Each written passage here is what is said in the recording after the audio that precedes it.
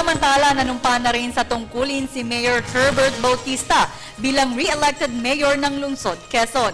Nanumpa din sa tungkulin sina Quezon City Vice Mayor Joy Belmonte at ilang pang kongresista at councilor na nahalal nitong nakalipas na eleksyon. Si Dina Pagibitan ang ating tagapagbalita.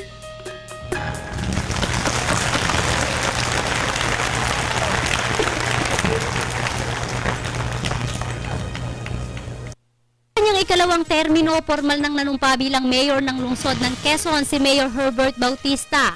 Sa kanyang panunumpa, siniguro niya ang kaayusan ng lungsod. Kumakailan lang ay pinanlang sa ating mga pahayagan at sa media ang kautusan ng Pangulong Benigno Aquino III na isaayos sa lalong madaling panahon ang seguridad sa pabahay ng mga mamayang patuloy na nakatira sa Tabitilo, sa ilalim ng tulay at sa mga danger zones.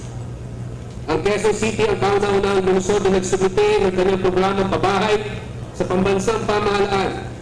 Kabilang din sa nanumpa sina Quezon City Vice Mayor Joy Belmonte at ilang pang kongresista at councilors na nahalal sa 2013 midterm elections noong Mayo.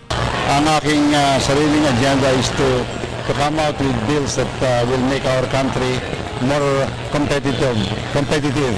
Pinangunahan ni Associate Justice Maria Elisa Sempio D ng Court of Appeals ang oath-taking ng mga naluklok na opisyal ng QC. Sa kanyang talumpati bilang isang mayor sa ikalawang pagkakataon, binigyang diin ni Bautista ang kanyang pagsasaayos palalo ng Quezon City.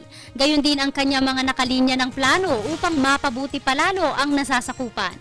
Kabilang na dito ang pagpapalawig ng trabaho para sa mga residente ng Quezon City, innovation ng transport system, maayos na relokasyon ng informal settlers sa lungsod, lalo't higit ngayon na panahon ng tag-ulan. Serbisyong bayan ang sinisiguro ni Mayor Herbert Bautista. Ang pamahalang lungsod ay hindi mangingiling ipatupad ang buong puwersa at bisa ng batas sa sinumang nagkakalinga sa mga sindikato o mga professional squatters. Ang kahirapan ng isang tao o pamilya ay hindi dapat gamitin sangkalan para sa ikararangyan ng sinuman.